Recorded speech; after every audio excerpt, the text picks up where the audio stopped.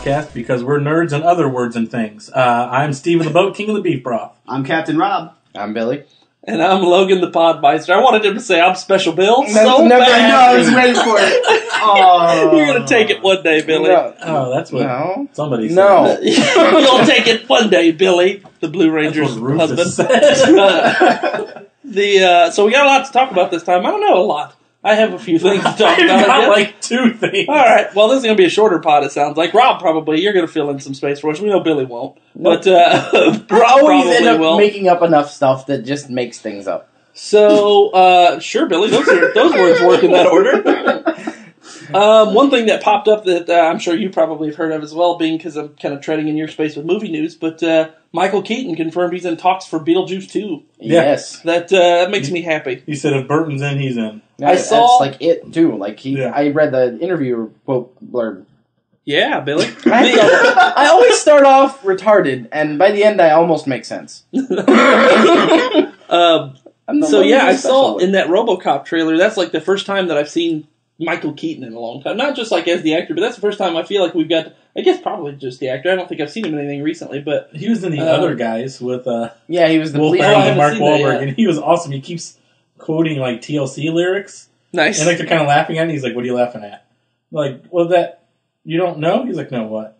Nice. And at the end, he finally he's like, "Hey, I don't want no, or he usually say, I don't want no scrubs." Nice. They're like, "You gotta know you're doing it." He's like, "Do what, guys? What am I doing?"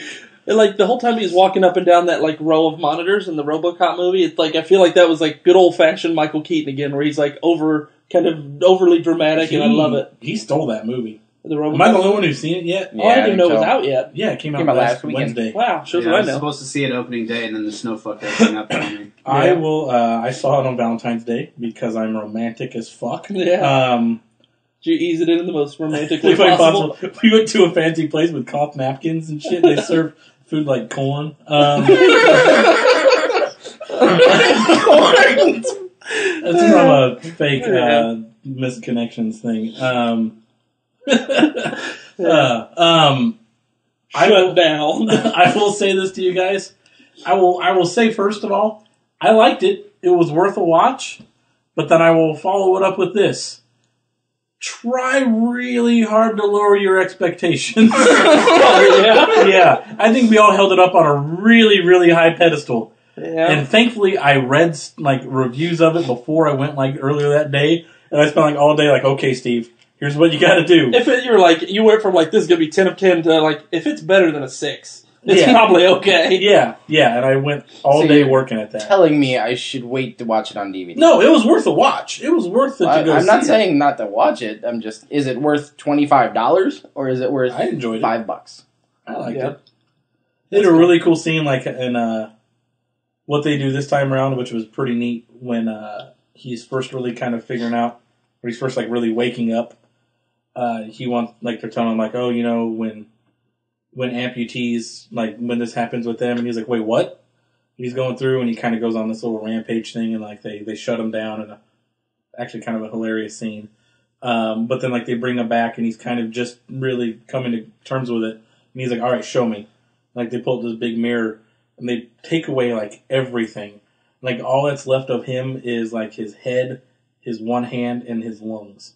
And it's just like really cool the way that I was like, oh. All right, that's So neat. he does keep one of his arms? He keeps his hand. Oh, he keeps a hand. Yeah, like it's like he's like on this little platform thing where it's like his head attached to like his lungs that are in like this little acrylic thing, and then like down over here is just like a hand, and he's like, oh god, he's like freaking That out. doesn't make sense. It seems like it'd be way more efficient to just get rid of them lungs. Or to just keep like a No, 'cause chunk you gotta of torso and arm. You got to He pump has the a brain. oxygen to Yeah. the brain. Well, yeah, but it seems like if they're going full on RoboCop, it'd be easier to put some sort of machinery in there that does it better than organic tissue. Well, also when you see the movie, like he's pretty much destroyed, but they keep the hand. What happens to him to make him that, or would that be a big spoiler? No, it's in the trailers. I mean, I guess you know he's becoming a RoboCop. He's in That's the whole fucking movie. He's in. It's in the trailers. There's like a car bomb like outside his house. Which is a lot different than it was in the original RoboCop, where he busts in on some thugs and they blow him to pieces with shotguns And the dad from that '70s show shoots him in the head. Nice. Kurtwood Smith. They keep like they don't explain it in the movie, but I read it like in interviews and stuff leading up to it. The mindset behind like why they gave him the one human hand was it's like in the world of what that is, it's all supposed to be like a PR thing. So they wanted to have like a human hand to shake hands. That makes sense. It's his right hand, clever. so that's kind of what they do that. I'm still excited to see it, but he gets fucked up, so that's why. I mean, it's not like the first movie where it's like, oh, he lost an arm and he got shot in the head. This one's like, oh no, he's in bad shape. Yeah. Well, in the original one, the only thing that is real is his brain and the skin of his face. That's all that survived. And that barely looked good. Yeah, because they say that he wouldn't have the same like emotional connection if he didn't have a face. So they literally just skinned off his face and plastered it onto the front of a robo. This one's like he has his brain and everything. And how they get to like he starts off much more human in this, and then it gets. Slowly becomes more robot. But like when he becomes robot, when he becomes like full on RoboCop, he does a really good job of having the same cadence as Peter Weller.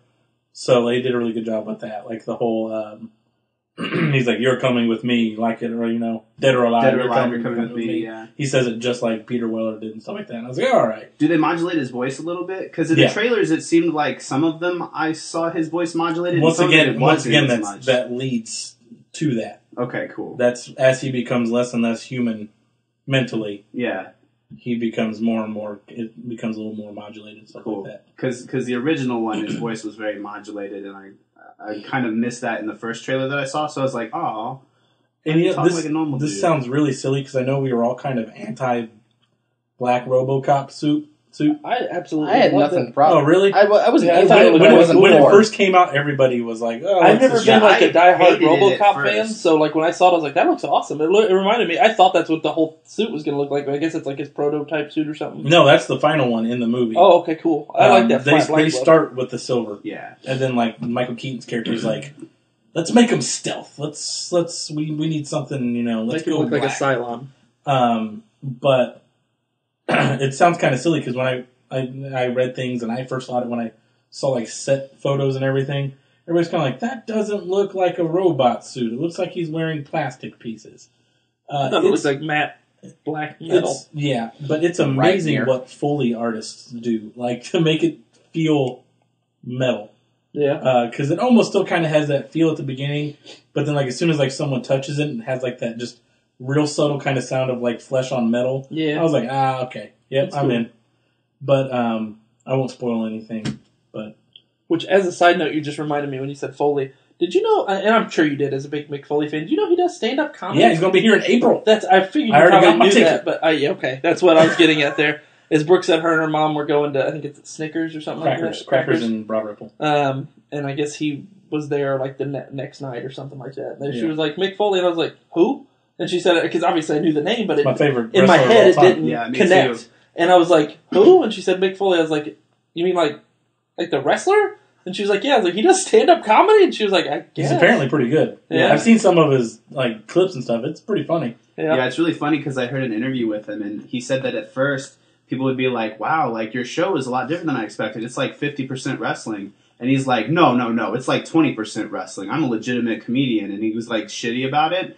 And then eventually he realized that the wrestling stuff was what most people wanted to come and hear from him, and that's what he knows. So when he just started being genuine, he talked about wrestling more and more, and it got funnier because he's just being himself, and himself is a wrestler. So when he first started, he did have one bit which actually made me laugh a lot, where it talks about how completely different of a movie The Karate Kid would have been if Mr. Miyagi worked at like a massage parlor instead of a junkyard. Or like instead of like wax on with the band, it's like he's like, all right, Daniel, grip the shaft. Just kind of, it's a funny bit. So that Sorry, RoboCop. Yeah, we were talking about Michael Keaton. The idea of Beetlejuice 2 makes me very excited. Yeah, did you know? Have you heard this thing about the whole Beetlejuice goes Hawaiian? Did you hear this story? No. So apparently, a long time. This isn't related to the new quote unquote Beetlejuice. Apparently, after the first Beetlejuice came out, was a massive success. The studio kind of approached Tim Burton again and said, "Hey, we want to do another Beetlejuice," and he didn't want to. He didn't want to do another one at all.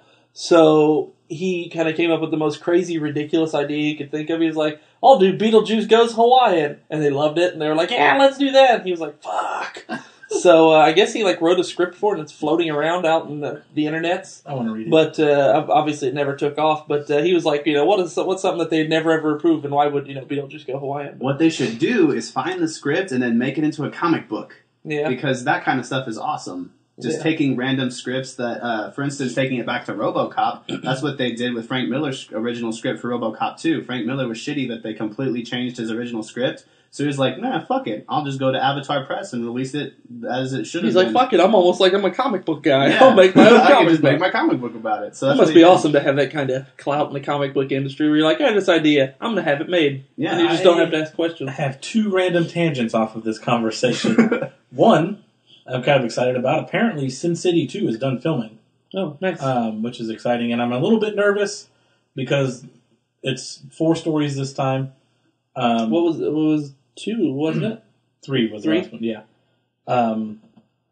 I can't even think of what that Yellow Bastard Yeah. and other ones. I just can't remember what they were called. But 2 of them are actually from the comic, and then Frank Miller wrote 2 for this. Interesting. But a lot of people are like, that'll be fun, but then they're like, he also wrote and directed The Spirit. Yeah. I hope it's not like that. That movie, I think, honestly, with The Spirit, it wasn't... That movie was something that I feel like it just lost something in translation, because the book is pretty awesome. Like, I Oh, love the yeah. book. Yeah. But there was some... And, the movie looked like the book, and I think it felt like the book, but there was something that didn't translate to movie well from the book. Like, I don't Racism. remember speeches about eggs in the comic. well, yeah, I mean, but it still was like one of those things where it wasn't super serious either at Yeah. the same time, which is kind of a good point from there, is that's I don't know anything, as we've talked about many times, about Guardians of the Galaxy, but one thing I'm excited to see about from this movie is that from the preview that I saw, which, audience, if you haven't watched the preview, watch it. It's pretty funny, pretty awesome. It seems like the movie isn't taking itself very seriously, and that, from what I've read, gathered and stuff on the internet, that's kind of their kind of MO. theme, or their Yeah. MO, right? So that seems kind of cool to me. I'm going to put a pin in that real fast. My second tangent Go for it. was that because we were talking about Beetlejuice, and this is something that I was reading about, and this is something that I've been following. This is actually, it's about Community, the TV show.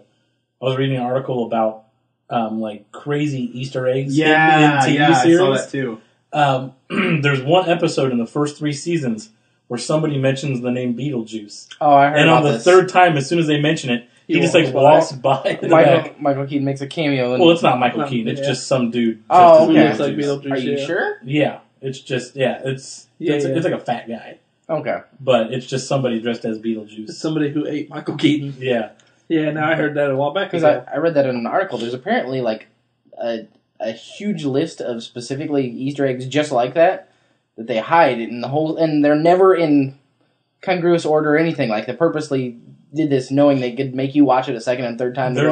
Shit. There's another one with Community where there's an episode where Abed is trying to recreate My Dinner with what's the name of that movie? My Dinner with Andre with Jeff, and he's telling the story about how he was, because anybody who watches the show knows he loves the show Cougar Town. Yeah, I thought that's what you were going to talk about. Yeah, and he tells this whole story about how he wrote, he became the president of the fan club, and they wrote him and they wanted him to come out and be an extra on the show, and he talked about he finally got there and he kept thinking about all this stuff. He really got getting into his character, and then when they finally said action, he panicked and pooped his pants. And then there's an episode of Cougar Town on a different network. Yeah. That there's just a scene where he's just sitting in the background, clearly Abed, not Danny Pudi, the actor, dressed exactly like Abed. clearly Abed, and he's just sitting there real, just kind of alien-like the way that he always just is, tweaking around and stuff. Yeah, and at the end of the scene, he just kind of jolts for a second, and then runs off. And I was like, oh, that's awesome. Yeah. So I've seen more episodes of that show than I'd like to. Cougar Town or Community? Cougar Town. It's definitely Cougar Town. I don't know why you expected anything different from Billy. Well, I would enjoy seeing episodes of Community. Cougar Town just happens to be on right before Friends, so I watch that last 15 minutes and then watch 2 hours of Friends. That show has more cameos from 90s comedy actors than any show I've ever seen in my life. Where Drew Carey, Friends, just fucking... Because, half the cast. Freaks and Geeks is... You got Busy Phillips, you got, what's her name from Scrubs and Drew Carey, and then Courtney Cox. Yeah.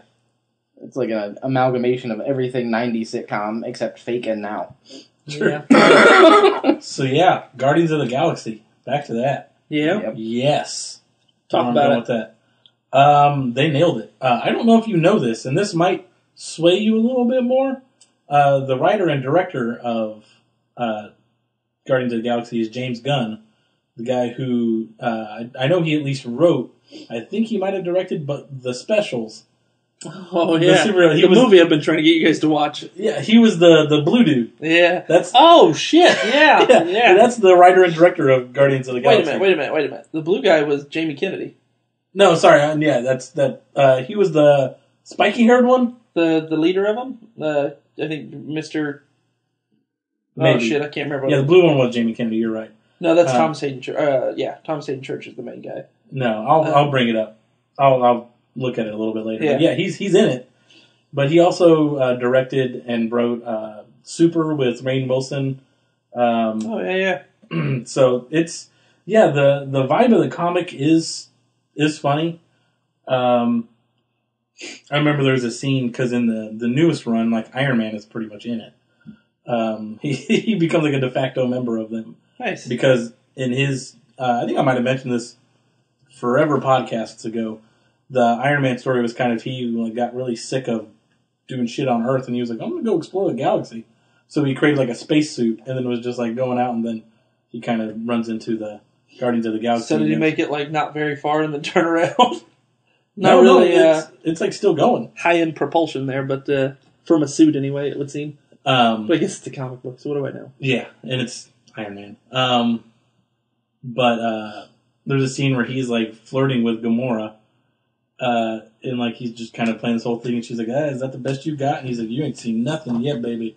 And then it cuts to this like look on his face where he's clearly like in bed, like having sex. He's got this like huge strained look on his face, like, oh! And like they finish or whatever, and like she kind of rolls over and she's like, I'm going back downstairs, I'll see you later. And like leaves, and he's just laying in bed, and he goes like, he's like, ouch! It's just kind of a funny scene, but the comic is really good. The first run, volume 2, the first 25 issues before they rebooted it with Marvel now. It's interesting how they do it because it's, lack of a better term, almost like a reality show where like it cuts to like the little kind of like floating head interviews with the characters. Yeah, the confessional booth type deal, but it fits really, really well with the subject matter. And from what I'm reading about the plot of it, they got a lot of small things. Like they actually they end up at Nowhere, which is. Are you familiar with the Celestials in Marvel? Not much. God, back me up on this one. Think like the Guardians if they were gigantic cybernetic beings that are like omnipotent, or near omnipotent. Yeah. Okay. Like they've been around forever, and they're almost kind of like they're gods, if you will. But they can die. But this base is a floating head of one of them that's turned into like a space station, where it's just kind of like where all the seedy underbelly of the galaxy kind of reside. Okay. Where like that, and like the leader of security, like the head of security there, and kind of becomes their leader is this. His name is Cosmo. It's a Russian dog who had gone out into space, but then got lost and like got hit with like cosmic rays or whatever, and got like incredibly strong like telepathic abilities. Nice. So like he speaks to them all through their mind, but like he speaks with like a Russian accent, even though he's like a dog. But it's a goofy comic, but it's also it's got very serious moments. It's got the characters are all great. I think they're going to translate really well to film. I know me and Billy were talking about the Reddit post about it earlier today. Someone's like, man, I really hope they don't really cliche the hell out of this. And somebody was like, there's a tree creature and a talking, walking raccoon. I don't think they can make it cliche. Then somebody was like, hold on to your tights. They're best friends. And underneath that, somebody was like, and the tree only says 3 words, and it's awesome every time. this big chain that I was like, yeah. I saw a thing, and I don't know how entirely accurate this is, but it was I think it was a cover of maybe an issue. Maybe I think it was probably from one of the Marvel Next things or Marvel Now. But it was Jean Grey and Groot on the cover, and like they're face to face. Yeah, they might be. And she. They were talking about, like, oh, I hope they don't ruin something or other. I guess it's just because of him only saying 3 words. But it shows, like, her basically reading his mind and him having these deep intellectual thoughts and, like, all this stuff. Yeah, that he's going No, they've explained that before in the past. Well, like, it's like a cover, and it's basically just their 2 faces side by side, and it's this huge thought bubble of him, like, saying this massive, like, eloquent sentence, and then, like, all he says is, I am Groot. Yeah. And, like, she's just kind of smiling. But I was thinking that because somebody was saying that, like, you know, Vin Diesel, like, the argument was like, Vin Diesel wouldn't do this if he's only saying 3 words. They could do, like, a internal monologue. Oh, no, I guarantee you they're going to stick with just I am Groot. Yeah. He'll say it a million different ways. That's what I was thinking. We're going to hear him say those like, 3 words. I am Groot? Yeah. Or like, I am Groot. But no, they address it in the comics where they go on some planet and some guy's talking to him and, like, he's saying, like, oh, I am Groot. And the guy's like, oh, yeah. And the guy's like, they're like, wait, what's he saying? They're like, oh, yeah, you guys don't understand, but, like, because of, like, his species, like, they have, like, these crazy vocal cords, and that's the only thing that they can't really say. But he's a king. And they're like, what? he's a big deal. And he's like, I am Groot. That's cool. So, yeah, he's super smart, but he's only just like, I am Groot. That's all he gets. Like, when he gets angry and starts kicking people's ass, he's just like, I am Groot! So it'll be fun. I like it. And Rocket Raccoon is just a smart I wish we'd have got to see some of, or I should say hear, his Bradley Cooper's take on his voice. I know that it's been released, but not to the public, because there's a couple people, I first saw it from MC Chris, who said that at one of the conventions he heard dialogue with Rocket, but that he doesn't have an accent. But I'm okay with that. But he says it's fucking awesome regardless. So people that were going to be disappointed that he doesn't have an accent don't be, because it's still awesome. So yeah, but they never said that he officially had an accent. I never thought he had an accent, because they gave him an accent in like 1 or 2 video games. Yeah, and that's where it really came from. Where they gave him like a weird Cockney accent. Yeah, but I've seen him in the Ultimate Spider-Man cartoon. He doesn't have an accent, and he's voiced by Billy West, and it's awesome. But my guess is just the scenes, like the speaking scenes with Groot and Rocket aren't complete, that they would put in the trailer. It might just be like some casual dialogue stuff that they might have that's like, it wouldn't fit in a trailer. Yeah. Because, I mean, obviously they're completely CGI, so they have to record it and then... Groot looked awesome, though. Yeah, Groot does look awesome. Rocket Raccoon looks awesome, too. I was going to say, did you see the close-up of him, like, screaming and firing the weapon and how detailed it is? Like, it looks really, really good, but Groot does look... Like, you can see individual fur follicles. Yeah, the part of the trailer where the guy's like, what the hell is that? And he's like, yeah, that's Groot. Yeah. He's his personal houseplant security or muscle. Yeah. Groot looks actually a lot like... the most recent issue of Swamp Thing. Swamp Thing has taken on this kind of armored bark look that looks really fucking cool. Rob reads it, so I'll avoid any spoilers, but the long and short of it is that Swamp Thing has been kind of at odds with Jason Woodrue, who's another, agent of the Green, essentially. Woodrue wants to become the avatar of the Green, so he kind of requests an audience with the Parliament, and they're like, alright, well, if you can challenge our current avatar and beat him, then you win. And so they kind of fight and stuff, and I won't say Swamp Thing wins or loses, but his newest look anyway is that kind of a combination thereof of kind of Woodrue's look and his own, and he's got like these armor plates that look, or bark plates that look like almost like samurai armor, which is really fucking cool looking. They do some really cool shit in the new Swamp, and Animal Man too. Animal Man's got some awesome shit going on too. I know Rob's reading it again, so another one I won't spoil, but I think you would like where Animal Man has gone. I'm not that far behind, so I can... He's kind of taken on this essence basically called the Bridgewalker, who is he connects all the universes, like elements of the Red together, like all the avatars from each planet together. He's like their boss. So Bridgewalker has passed that on now to Buddy Baker. who has to go back into the Red to fight an evil agent of the Red and take back his daughter. But it's pretty awesome. He goes back in there, and one of the totems is like, "You can't defeat a totem of the Red." He's like, "You don't understand. I met your buddy, the Bridgewalker, your boss. That's me now." And he's like, "I don't have to just draw power from the animals here. I can draw power from animals anywhere." And he turns into this giant like cat rhinoceros thing. And he like grabs him and just like breaks him in half. And I was like, "Oh shit!" Like Buddy Baker's gotten awesome now. But yeah, it's cool stuff. Well, another thing with the sorry, I'm still on Guardians. That a lot of people don't realize, they haven't even scratched the surface in the trailer of the other people that are in that movie. Yeah, like we saw John C. Reilly, we saw Jimin Hansu, obviously we saw all the people that are actually the Guardians.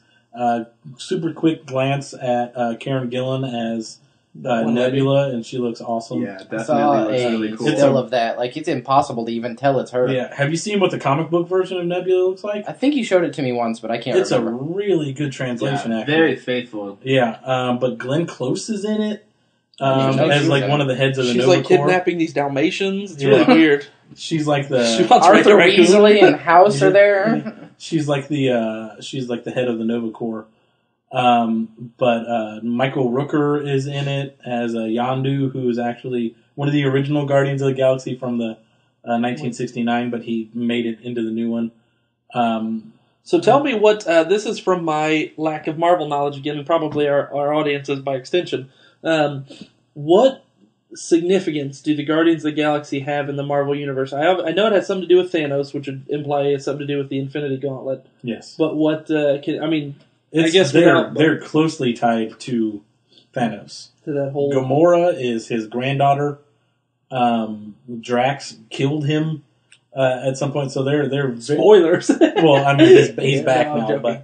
but he's they're very, very closely tied with the with Thanos and the Infinity Gauntlet. So do we know if we're going to see Thanos or any of the Infinity He's stuff in it. other than a stinger? Okay, I figured there'd be like a stinger at least at the end again, but... I don't know like how big of a presence he's going to be, but James Gunn has said that Thanos is in the film because the whole thing, I don't know if you guys have read plot, it all starts when Star-Lord, Peter Quill, steals one of the Infinity gems.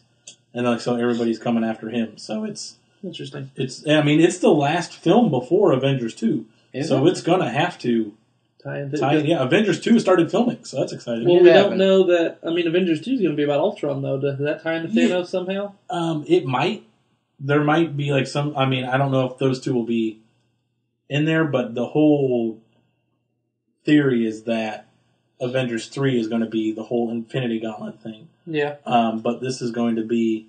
I mean, it's going to have to tie a lot into the Marvel Universe because they wouldn't make the, to use a wrestling term, the go home film before of the big payoff. They wouldn't make it just like, here's another film, has nothing to do with anything.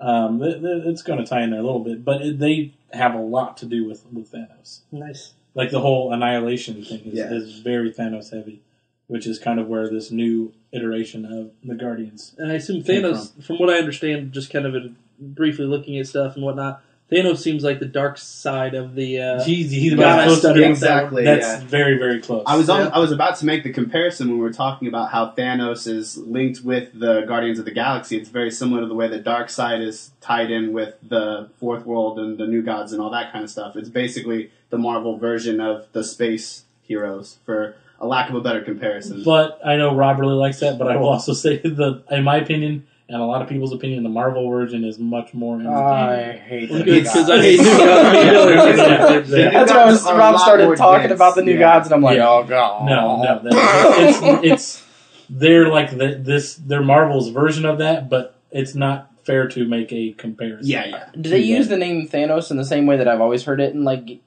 movies, books, and stuff, as in like basically the death god or whatnot, or is it something else? He is in love with Death. Yeah. Who's an actual entity. Yeah. One of the endless death, like from. Well, that's DC. that's DC. Yeah. Yeah, No, this but one it's a woman. Yeah, but, and she looks a lot like Death. yeah. So is Despair, I bet.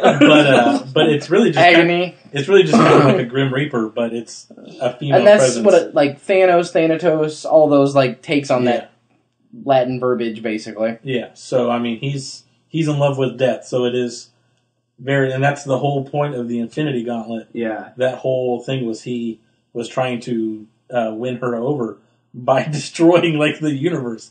He was like, "I will bring you all the dead people." Nice. And then he kills everybody. And Spoilers! Everyone dies. And towards the beginning of would it be 2007, 2008 Thanos series, the one that kicked off right before the Annihilation stuff, Yeah.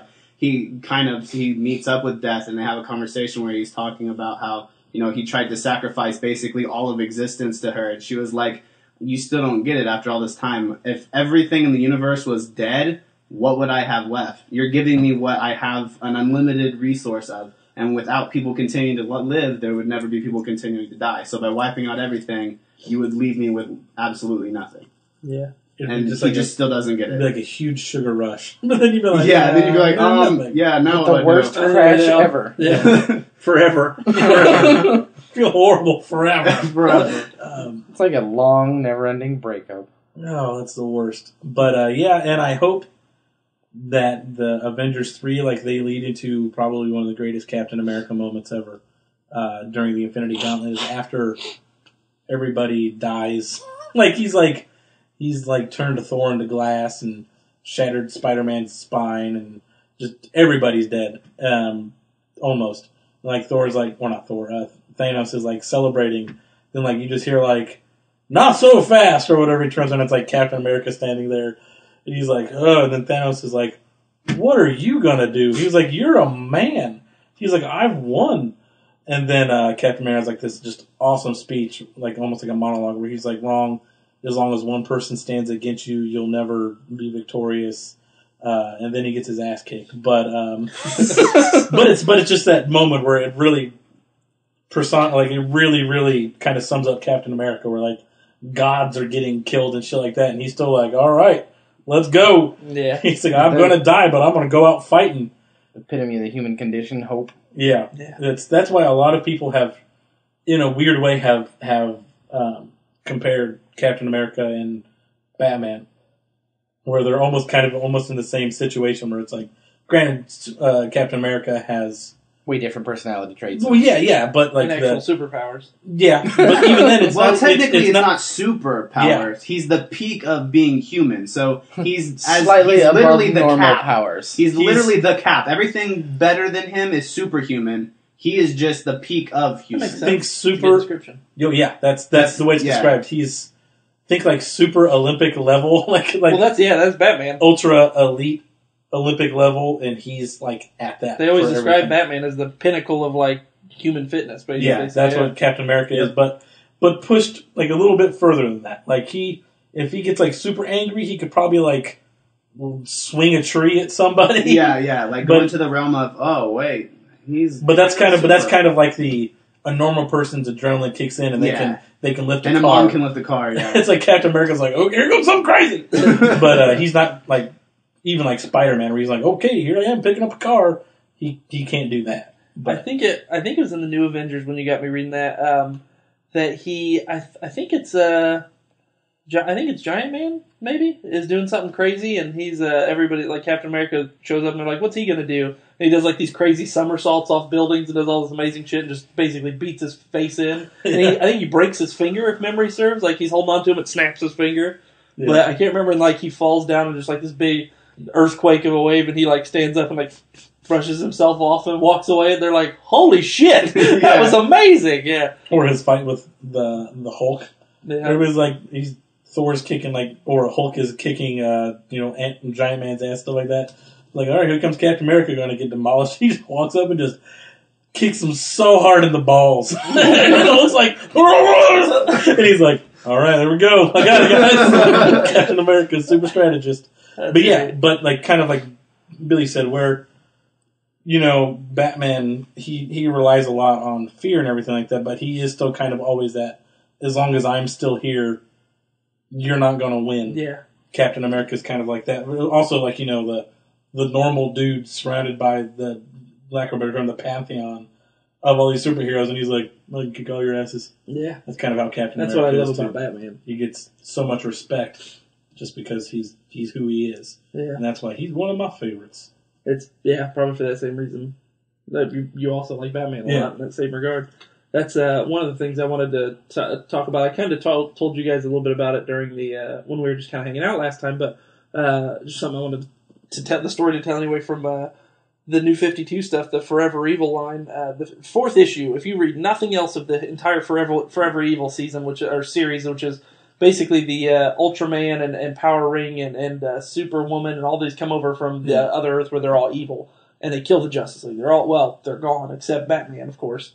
And of course, Batman, Green Lantern, who is on fumes basically, and he's keeping Cyborg alive, who's been ripped from his machine. He's just like kind of a floating spine brain that's unconscious, because his armor or his exoskeleton, I guess, was the reason the other guys were able to get into our planet. It was kind of infected, kind of the boom tube, and it was infected with some sort of virus. It calls itself Grid, and it ripped itself away from him. And it was super gruesome and gross. But Batman immediately, doing the whole strategist thing, is like, Green Lantern, get a thing on him, keep his vitals up, whatever. And so the 3 of them have survived. We don't know where Superman is or Firestorm or any of the other big guys.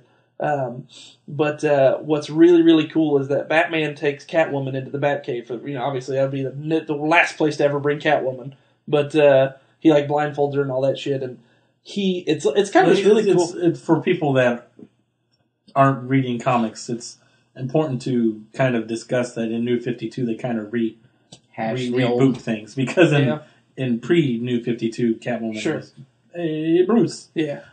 She still doesn't know it's him. He knows she's Selena Kyle, but she has no idea he's Bruce Wayne. At this point in the New 52, it's a big deal. Which is kind of odd, because after this whole Forever Evil thing, Batman's missing a big half of his mask. Yeah. So he's only got part of the little nose triangle thing and down some of his face. So basically half of his face is fully visible. And it looks really cool, by the way. I'll have to show you the stuff after this. But he has taken her into the cave, and he takes her over to this little section where he has this kind of this sealed secret thing that has all these briefcases that have pictures on it of the symbols of the Justice League. She's like, "What's this?" And he's like, "Contingency plans." And where else did they do that? It was in an animated movie where it was in the Flash. Yeah, the Flash from Parallax. Something. They did it before that too in an animated made for TV hour-long movie. Yeah, where it was all of the Justice League ended up getting taken over by some sort of cybernetic implant or something like that, and he had to go back to the Batcave, and he whips out the gold bar, the kryptonite ring, and fucking... Yeah.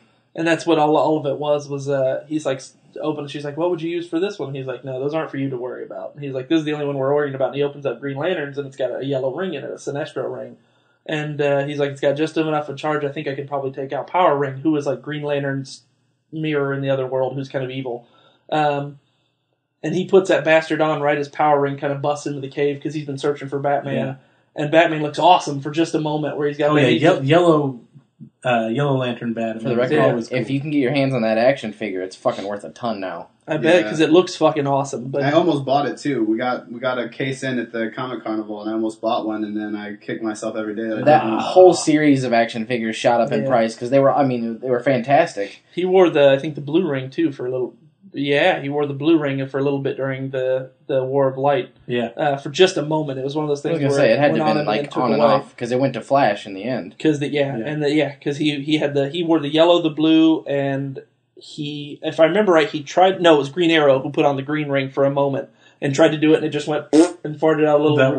That was during Rebirth. Was that? Yeah. Yeah. He's like, I never realized how hard it was for you to control that thing. He's like, it hurts every single time. Yeah. It hurts all the time. Thanks, Wolverine. Yeah.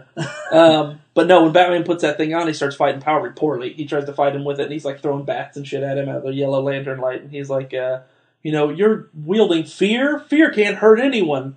And then suddenly, the back of the Batcave blows in, and it's Sinestro in full fucking Parallax armor. And he's like, "Oh, really?" I was so excited when I was reading. I was literally in the bed just going, "Ah, so happy Sinestro's back!" And it was just so amazing because he's standing there and just looks so fucking badass. Just like Hal Jordan did in when he had Parallax on but green. Yeah. Well, you can't really say that Hal Jordan looked badass as Parallax. He had like the crazy gray hair and everything. Like he went crazy insane looking. Well, yeah, I mean, but that's still I'm talking the about the armor itself where he was looked awesome. like basically like the Green Ranger. He had that kind of mantle on and that kind of thing. And he didn't even have to put his hand on the diamond. Yeah, exactly. But no, it was really, really cool. There's also an awesome scene in there too where I was told you guys before about how Lex and Bizarro are kind of Lex made Bizarro and they're Lex, Bizarro, and Batman are all kind of working together to stop the evil guys, which is a really cool kind of... Batman and Lex Luthor working together is the craziest fucking thing ever. It's too much brains. Too much brains. But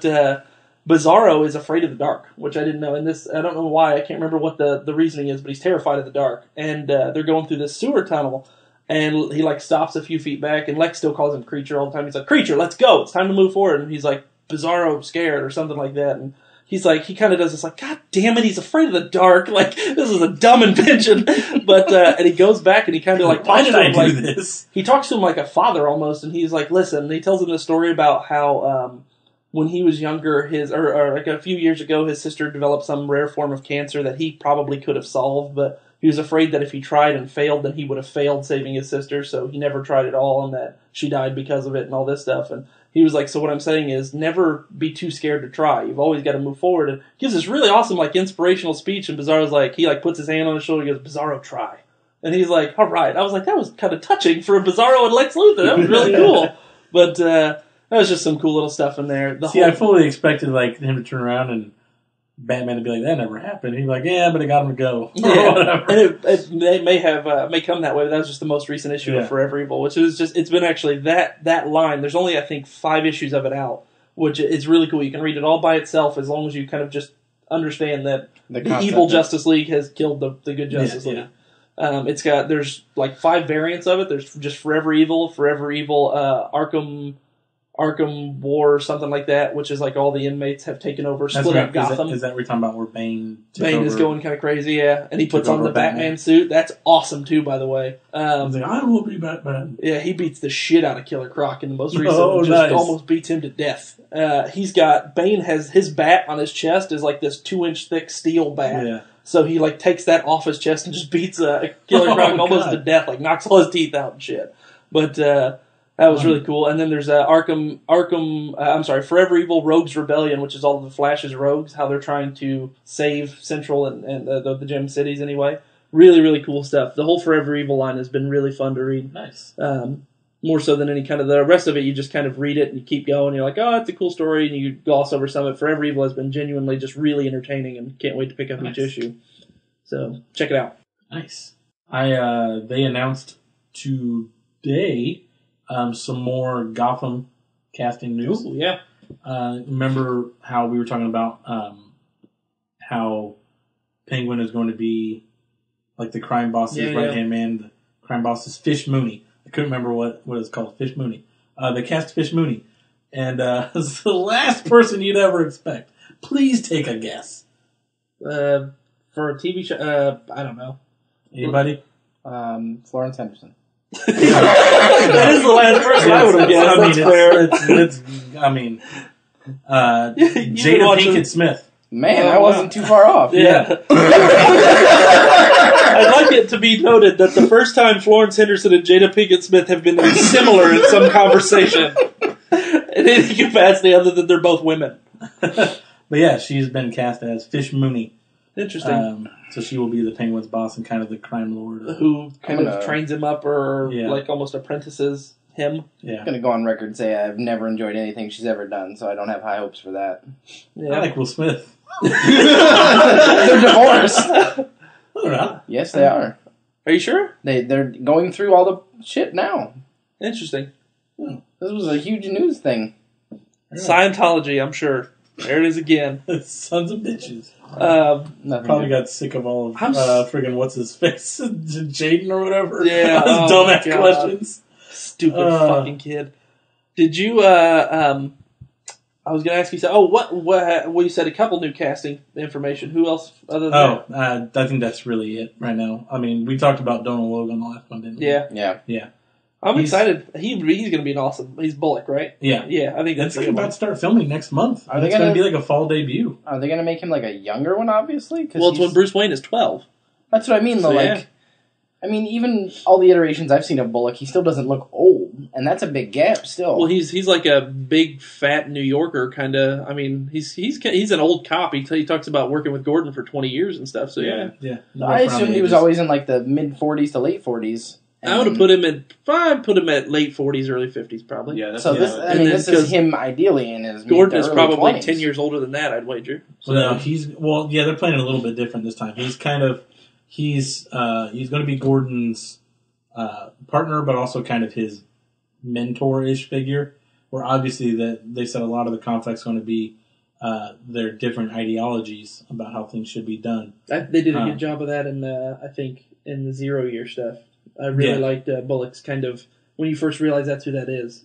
That was really cool. But yeah, so they might be going a little bit different take because you always have to have kind of that mentor figure, if you will. And they're using Bullock for that, but they're still going to be incredibly faithful to the character. I think it's pretty much going to be like Bullock as we know him now, but like then, Okay. Which I'm okay with. Like as they say in 0 year, he was one of like the crooked cops who had the potential to be like a good guy, and I think they even did that in Arkham Origins, if memories. Yeah, because he's Batman's doing like his like police file kind of thing. I think it's in Arkham Origin. Bullock. He's like something like potential to be something like he says a crooked cop now, but something like Silver Lining has the potential to shape up if he's never done anything too violent or awful, that kind of thing. And that's in 0 year. He saves Gordon, which I thought was really cool. I think isn't that the first time you see him in that? I think so. There's a kind of a big thing where Gordon gets tossed off a bridge, and that's like the bad cops are all getting rid of him, they're killing him, throwing him off a bridge, and actually Batman saves him. And it's like on his first night out being Batman, he saves him, and he comes back to the precinct as these other cops are like, yeah, and then Gordon, he's been gone, and I don't know what happened to him, and Gordon's like covered in water, and he tells the dude to whatever, like he's under arrest or something. Tells the guy who threw him off a bridge he's under arrest, and the guy pulls a gun and points it at him, and he's telling him like put the gun down, and then it's Bullock like hits him in the back of the head with a fire extinguisher or something like that. He's like, you heard the guy, put the gun down. That was like the first time Bullock shows up. I was like, that was a cool entrance for him. Did you have you read the one where it tells the story of like why he wears that trench coat? Gordon, yeah, with where the he dogs got it from and the one that the only thing that I've known yet is, I guess, the first part where they talk about the trench coat, where he gets it as a gift from the... basically, I think it's some kid who's saying that to him or something, I feel like. Yeah, no, it's Bruce Wayne. Bruce Wayne says that he was riding in the... It was when he was taking him home after the big incident, when his parents were killed. He says he doesn't trust Gordon. He thinks he's a crooked cop, and he says that... because I thought you guys were stopping at some, he was with his partner or whatever, and his partner said, we got to make a quick stop here to collect, like, their protection money from some store, and they came out with 2 new trench coats, and he throws one to Gordon, and Gordon's like, this is nice, and it's a trench coat Gordon still wears, and I don't think they've ever explained that after They do. That. That's where Batman says you're a crooked cop, I don't want anything to do with you. I don't think you read that issue yet, but it's actually a really cool story where he explains that after he got, like, as the gift from, like, the crooked cops or whatnot, he tries to bust them all. He tries to bust this like illegal dogfighting type thing, and they're like, I'm gonna get the rest of the cops here, and we're gonna take you down. And like the guys are like, what are you talking about? Look who's here! And it's like all the other guys, like on his, like all the other cops are there, and they pretty much like beat the shit out of him and sick the dogs on him and stuff like that. But they force him to. Like fight like the dogs, like he ends up killing the dogs, but it's just kind of like a whole thing where he like proves he's better than them or whatever, and kind of puts them in a place. So he keeps wearing the trench coat as a reminder to them of that night. Like it's not like he's like, I wear this because like I got that. It's something where you're like, okay, you're a badass, and that makes sense now. I think they've been doing a really good job in 0 year, especially of solidifying Batman's relationship with all the people that he interacts with in a way that, or like as they said when he first saves Bruce Wayne, and Alfred says to him, he's like, Batman's appearance in Gotham City is now forever solidified as saving Bruce Wayne, thereby forever making them two separate people. So his first appearance ever is saving Bruce Wayne in a big event that he sets up. He immediately got that out of the way. So that's they're immediately has separated them now forever, and I thought that was a cool kind of way to concrete that, and then like how he cements his friendship with Gordon, things like that. So all these other things that if you think about, like why the hell does every other cop hate Batman, but Jim Gordon, and why how did that happen? They kind of do a good job of telling all that story other than just Batman. I guess it's more. I think Zero Year, it's safe to say that it's more about Batman developing his relationships as he will continue forward than it is just about Batman becoming Batman. Yep. I think that's an important point. And that's why Scott Snyder is awesome. He is doing such a great job. He's the fucking rock star of DC right now. Yeah. He's killing. He's been doing some really good stuff. Briefly wanted to touch on the Lights Out series, which is the last big Green Lantern thing that they've done. It's not really a tie-in or anything. It's all exclusively Green Lantern, but the long and short of it is that, and I'll just kind of, like I said, briefly sum this up, but the long and short of it is that being named Relic comes from the universe that existed before ours. Ours was created from, basically they say, the Big Bang from his universe dying. And he was a creature who was trying to, basically they had light wielders too in his universe, and he figured out that it was basically not just like this infinite supply of the emotional spectrum was a big well that they were drawing from, and they eventually emptied it into his universe. So he's trying to kill all the light wielders here. He's very noble about it, basically, that he's like, I'm trying to save your universe, and he's trying to figure out how to stop them while basically not killing everybody in the universe. And it's a really, really cool concept, and it's done very, very well. All the entities show up again, all the embodiments of the different colors in the spectrum. Parallax, Parallax is the only one who's gone because he's been with Sinestro all this time. But example. But like I can't remember the Predator is the one of love, and Ion and those kind of things. Really cool. It's actually it started off very kind of slow, but Kyle Rayner has been amazing in it. He's done a really cool thing, and also Jon Stewart has had some really awesome stuff in it. Hal has been kind of he's there. He's been a big part of it, obviously, but it seems like they've backburnered him for... He hasn't had his big moment yet. He hasn't had his big moment yet because his character, like the way that they've kind of built this story is that now with the Guardians, after Sinestro killed all the Guardians, and they've replaced it with the old Guardians, the ones who haven't really been a part of anything for billions of years, Hal Jordan is now they put him in charge of the whole Corps, so they don't do anything. So he's been very busy, basically, running the whole Corps and hasn't really been able to be out ring-slinging and stuff. Which is cool. He's been sending out like Kilowog and Salak and shit. It's cool. It's worth a read. It's not nearly as good as the last one that we talked about so highly of. That was such a great fucking series. But what was that one? The name of it? Was it just the War of Light? No, that was the Close to the War of Light was Johnson's last thing. Yeah, but pretty cool. Anyway, I liked it. Have they been using the new Lantern at all? I haven't. He is a part of JSA, the New Justice Society. No, he's in the JLA, right? Yeah. He has been very loosely in it because it doesn't have very many issues yet. But he's wait, isn't that the one with Catwoman and no? I get Hawkman. that. But okay, wasn't that the one that originally had Alan Scott? Well, yeah, that's JSA. That was JSA. That's why I said incorrectly. It's okay. The JLA, not it's Justice League of America, not the Justice League. Society.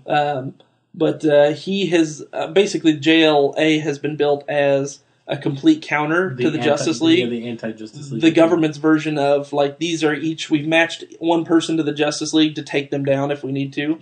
So they're using that Green Lantern as his... seems very out of character for how they introduced that Green Lantern. Well, he's very naive. He doesn't understand that that's what he's a part of yet. Like, the way he was introduced, he was very... I don't know the word I'm looking for here. Like, he was very against the government. Like, he hated them. And that's kind of a part of this, is that he is doing it kind of like almost like a Suicide Squad type thing to get his record, not expunged, but because he's never really done anything wrong, but to get get all the like terrorist kind of remarks and stuff off of his back. So I really want to see more of him, or maybe even his own kind of book, because when they showed that he used the Green Lantern ring to bring someone back to life, or bring him out of a coma is what it was, and everybody's like, we've never seen that before. We don't know how that's possible. I liked the character. Like it was I liked his costume a lot. He reminded me of Kick-Ass. Yeah, it's like that mixed with like a luchador, basically. Yeah.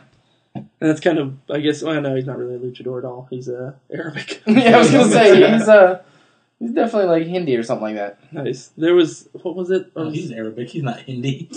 Yeah, I was zoned out what Billy said because I was deep in thought there. But yeah, yeah, he's Arabic. His tattoo on his arm is in Arabic, Aramaic, I guess is what it is.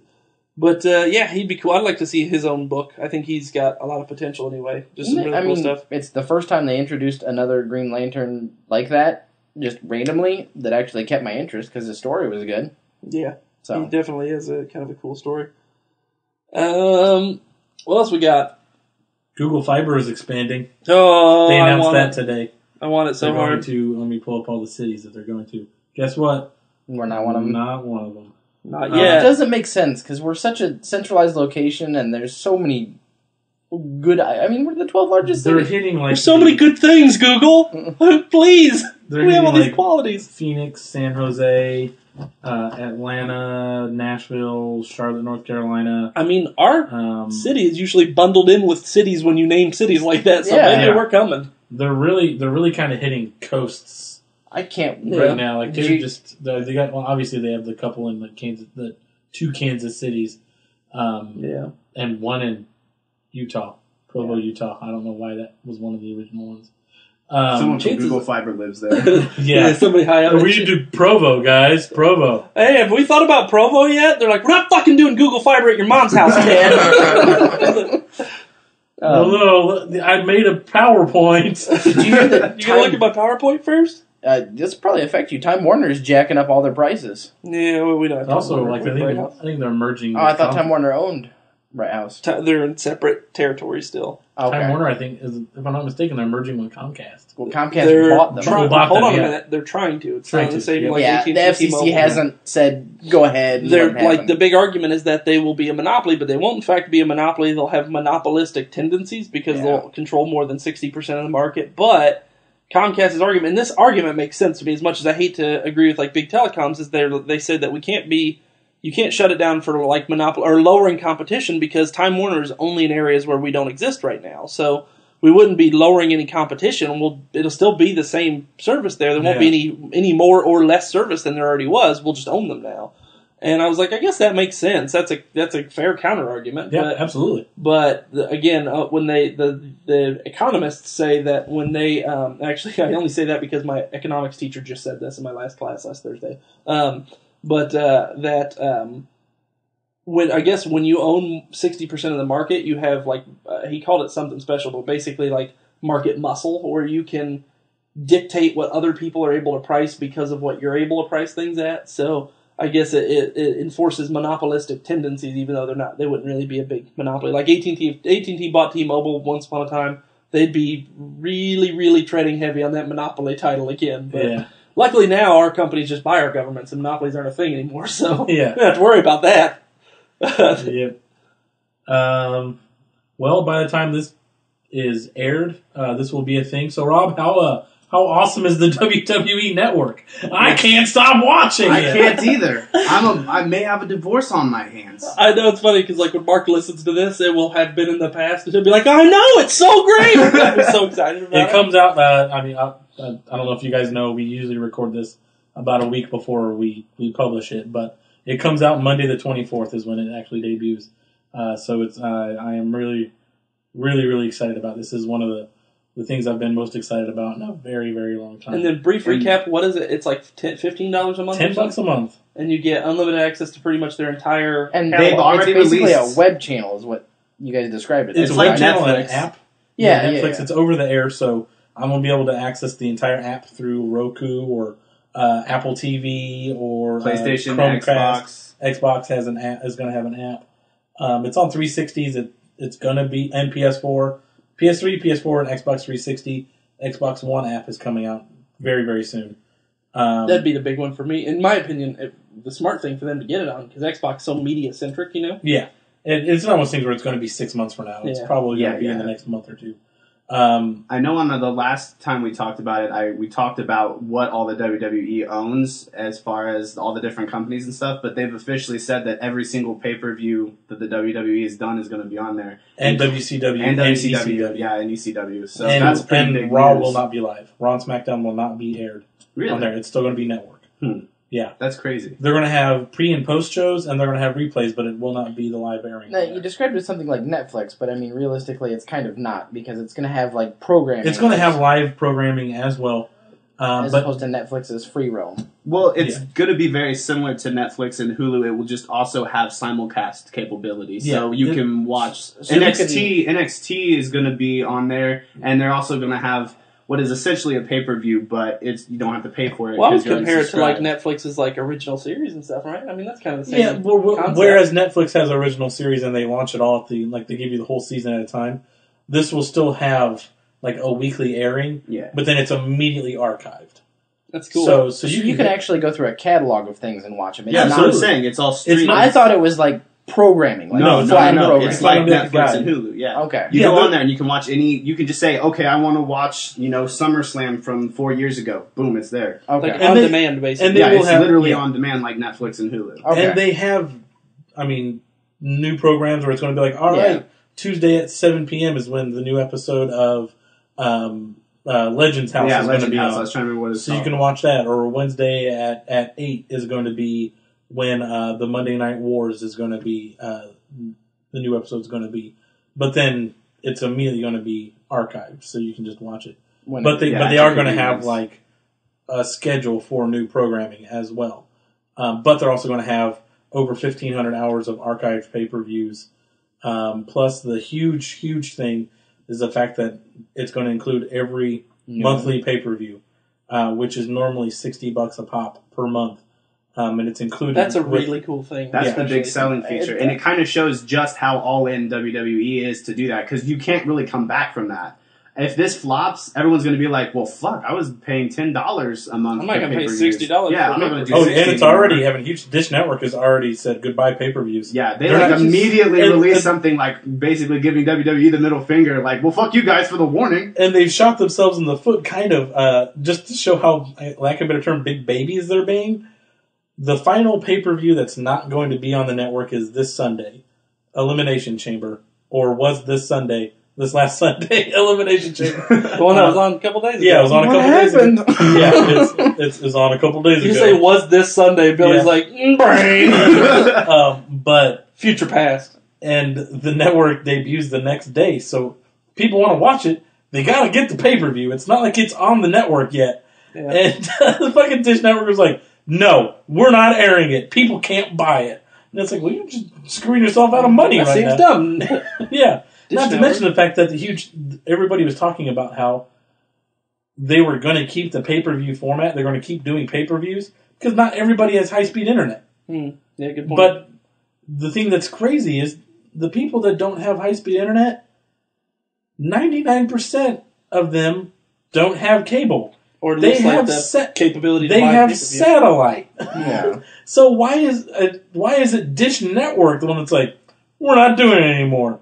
They're going to be the only ones that still get pay-per-view buys. Yeah. And now if like Comcast or Uverse or whatever is like, oh no, we're not getting our share, so we're not going to do it. That makes perfect sense. Yeah, but for Dish Network, and there's one other person that's throwing a tissy right now, DirecTV.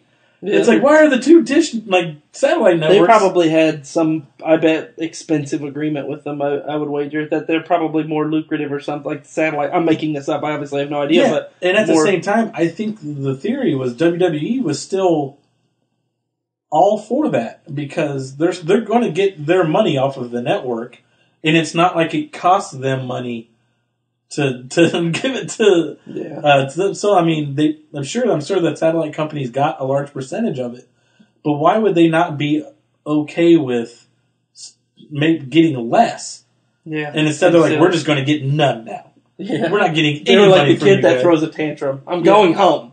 Yeah. I don't want to play with you guys. I don't anymore. want to get any of your money now instead of just less of it. Yeah. So it's dumb. I think they're trying to call their bluff or whatever. They're like, no, we're gonna get money. Like WWE is like, you don't understand. We're doing this so we can make more. Yeah, we're doing you a favor by still offering it with pay-per-view, and you're being. They're like, we don't want it. They're like, well, see you later. Yeah, sure. More people are gonna get us then. That seems silly. Why would you do that? Yeah, it's a huge thing, and I know a lot of people don't care about wrestling, but.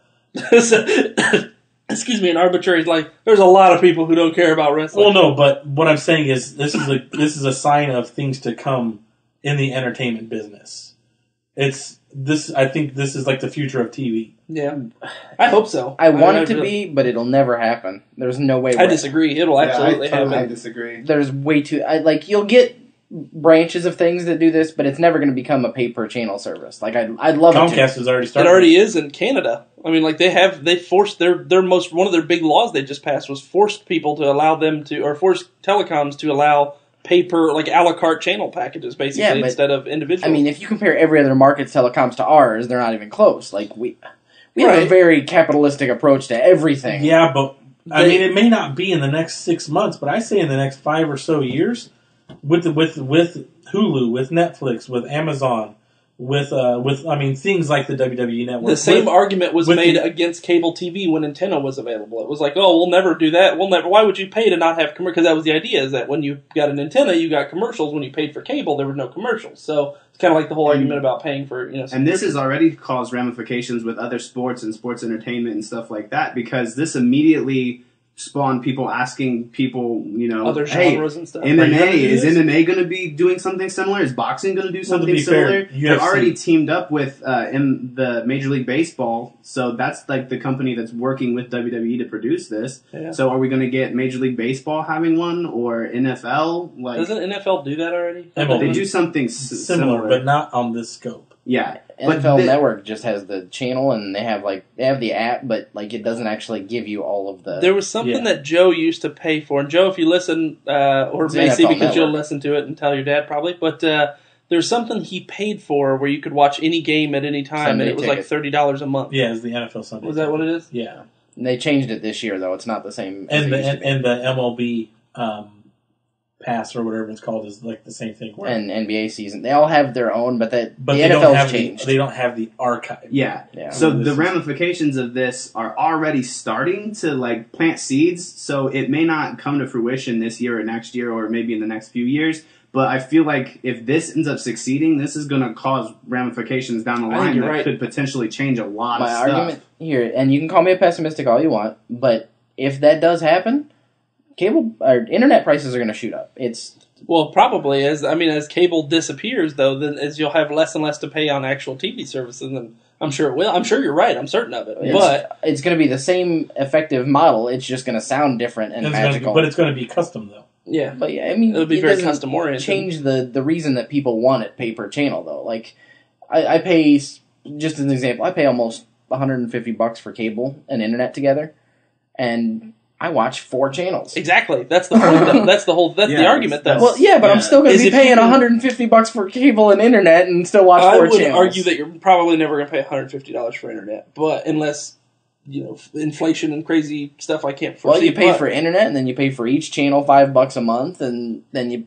But then competition starts, and those prices will lower. And that's the thing too, is that you're paying $5 a channel, and you might exactly as you said, like me and Brooke right now. I paid for cable specifically, as you guys know. I got it for the Xbox One again because I wanted to use the cool custom media features with it. But we watch Food Network, and that's it. That's the only channel that TV is ever on out there. Food Network, TBS for Friends, and then cartoons for Jason, and that's it. So if they're cancel your TV package and you can pay $5 for the 3 or 4 channels each that you watch, sure, I'll pay $15 more on my internet just to have access to these custom channels and then never worry about cable anymore. Well, even Comcast now is doing something where it's like $40.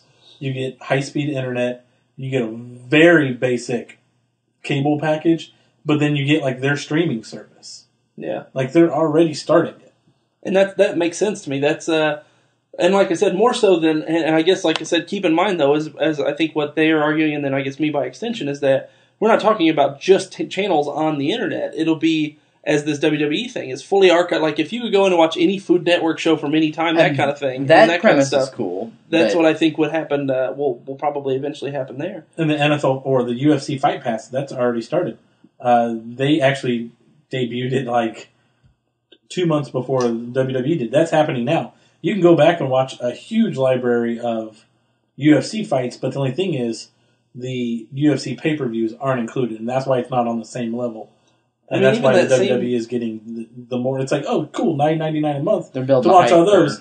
but I still got to spend $50 like twice a month for your pay-per-views. And I don't care what anybody says. The pay-per-view business model as it is dying. It's no, WWE is hands down the king of pay-per-views, and they just jump ship. And so yeah, that's what I mean. Like, even if you take that same model, you think about applying it to, like, say, Cartoon Network, who has cartoon licenses to everything kill Hanna-Barbera. Exactly, that's what I'm saying. Everything shit. from, like, the late 50s, early 60s on, Jump and on even that. before that, fucking Speed Racer was that before that, but Just- I mean, like, that kind of I shit. mean, the library from Cartoon Network alone for the last.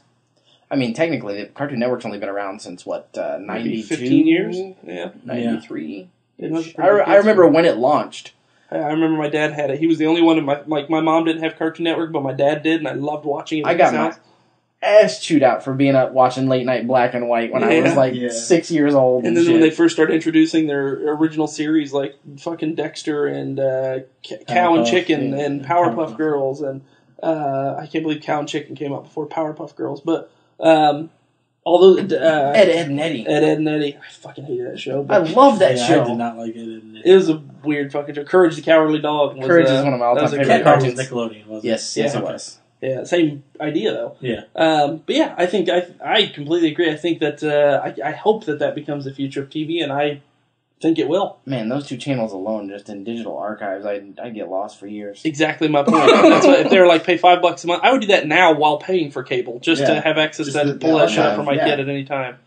The only problem is, would it be worth the monthly cost for them compared to the sales of like DVD collection? Because we'd stop seeing DVD collections if that's the case. Well, we kind of already are starting to. Yeah, I don't Yeah, really it's see as dying much hard. with DVD or even Blu-ray. it's really fallen off. Go to with Best Buy. stuff like They put their DVDs in the back corner, and it's like 2 rows now. Yep. Yeah. No shit. Yeah, I was It's back just in where there, Car Audio or oh jeez, it was like Like the where refrigerators the and old shit. home theater, yeah. like that corner, and The, then the office furniture or the other side? Because you remember the other side. Yeah, that was like then- TVs and office furniture. Then it became like the home or Car Audio. Now it's DVDs, Yep. What's in the middle? Just video games? video games, and other tech Electronics, stuff. stuff like that. They have computer components and stuff. Yep. I obviously haven't been to Best Buy in the better part of half a decade. Yeah, So DVDs are dying too. Or chances are, you know what? Honestly, they might. Well, no, I was gonna. Well, yeah. I was gonna say I could see something like Cartoon Network or any of those pairing with a company like Netflix to say you already have all the stuff capacity to do it. Here's Well, this. Pay us money to do to it. be fair, and we'll kinda- Netflix does have the contract with both Cartoon Network and Nickelodeon as it is now, but they don't have the entire archive. because of stupid rights and shit like that to this and that instead of that, and that'll be an argument for all of them, I'm sure. But you get a lot of good stuff, but you don't get all the stuff you want. Right. It'll all be a little bit of rights management stuff. But yeah, again, I'm looking forward to seeing that go that direction. Yeah, the WWE itself is a niche market, but I think this is a huge step forward, technology-wise, for entertainment. And I like I said, I think it'll depend a lot on the success or failure of it. It's good. I don't see how it can fail right now. And I mean, the way you describe it, I agree completely. I'm just saying that if it did, then they'd be like, well, look, they tried it, and then it would be a springboard for failure. It'd be like...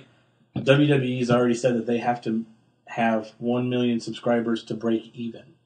Yeah. And, WrestleMania last year had like 1.2 million people paying $60. And that's, you imagine that'd just be 6 months worth of this channel. Yeah, and WrestleMania is the first pay-per-view you get. Yeah. I'm not saying by any stretch of the imagination it'll fail, but that's a lot at launch, though. Like a million to break even at launch. Yeah, and it's going to kill that. The only problem that they're going to have is that right now it's only going to launch in the U.S. That's their only problem, is that it's only going to be in the U.S. So Canada is going to have to wait a little while. And if they had even U.S. and Canada, I think that it would be a breeze to get I still think they'll hit it. I think they will.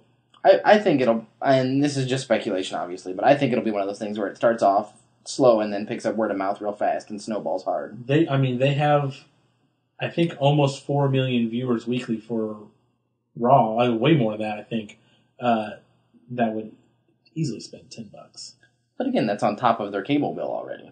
Oh yeah, that's important. I mean, that's an important point. Just because there's 4 million each week doesn't mean there's going to be 4 million. But there's also people like There might be a Rob quarter who has to watch Raw on Hulu because he doesn't have cable, and he doesn't get the full show. Where on the network, the next day, it's going to show. No, Yeah. they It's a 3 hour. It's a 3 hour show on Hulu. It's a condensed 90-minute Hulu special. Like recap kind of thing? Or Yeah, I guess they cut out some of the A stuff. summary. Yeah, It's a they Hulu cut shit out the sandwich. quote-unquote filler it's stuff. Dragon Ball Z Kai for... yeah, Hey, don't knock exactly. Kai. That was the only No, time no, I ever absolutely. remotely watched anything Dragon Ball Z and didn't Oh, want to man. punch myself in the dick. But It's a sad life, Billy. But yeah, so I mean, obviously, you said it's on top of cable, but there's also a boatload of people that don't have cable, but it's like, oh, $10. That's true. I'll do and that. I mean, that'll pick up a decent following, I'm sure, just because of the people that are to hell with the cable companies. But like I said, I mean, 1 point something million people bought WrestleMania last year.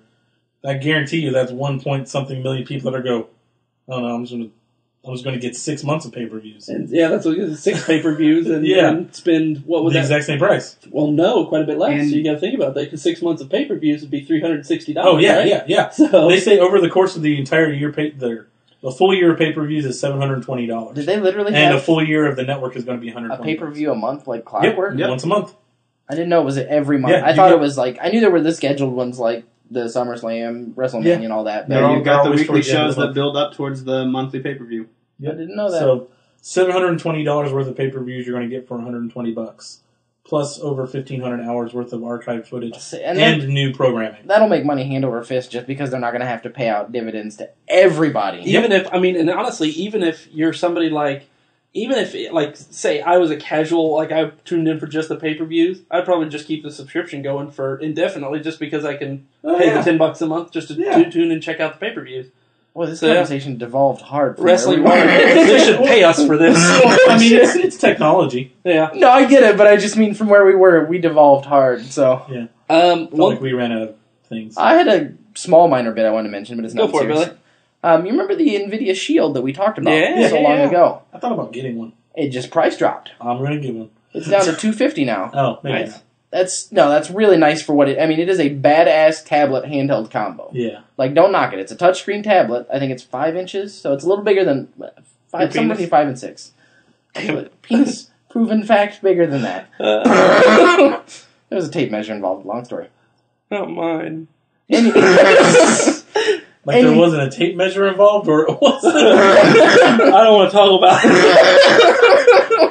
Well, you've been listening to the Nerd Wars We podcast. don't want to talk about Rob's. Long story Significant. short, I think at that price point we might actually see it pick up some steam. What kind of capability? What capability does this have? What games is it playing? Right, the It's big like one. apps. It's like No, Android games. you can mirror desktops on it and play like that. Virtual console. Like the big one that they demoed was Borderlands 2. Like they were showing them playing it on their PC did all the hardware work, and then you just had the handheld like So it's just So you streaming have, to you it, have to basically? be in the same Wi-Fi network. with that example, yes. But I'm sure they're going to expand on that. Actual games that you can download and play on there are like Android games right now, but you can stream. Interesting. and you could technically go about hacking it and putting any kind of PlayStation, all kinds of ROMs. But and even shit. for that price, to get that ability plus that's as a cheap as the tablet. Nexus. Yeah. Yeah, dovetailing perfectly from that conversation about Steam and hacking. Did you guys see Gabe Newell's post on I Reddit? didn't see it. All You told hell me about Gaben. it, but I didn't do it. I'm sorry. basically you're sorry, you should be, Steve. The I'm not sorry if it doesn't mean anything. Well, that was a weird pause. yeah, it was Yeah. a weird pause. Go, Rob is going to take off on us. Yeah, I'm leave. gonna dip out real quick. I'm gonna call it short. So I will say before I leave, if you guys listen to us on YouTube, make sure to subscribe and like it. If you listen to it on iTunes, Subscribe make sure and like Make sure you I like like it so hard. if you listen to us on iTunes, make sure to give us a 5-star rating. Doing both of those things really help us out and give us a wider audience and a bit more exposure.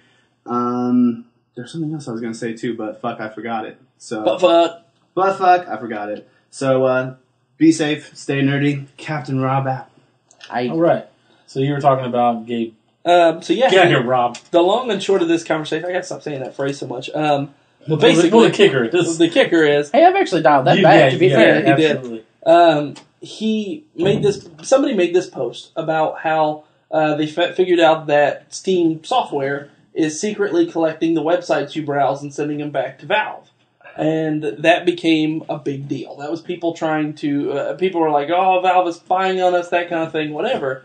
Gabe Newell did not fuck around when he within hours posted this giant post on Reddit and made it such a clear and concise counter argument that I was like, good on him for this shit. He basically went on to say that that the reason that was posted is to give basically the stuff that they make their anti-cheating hacks and stuff for, to give that more steam.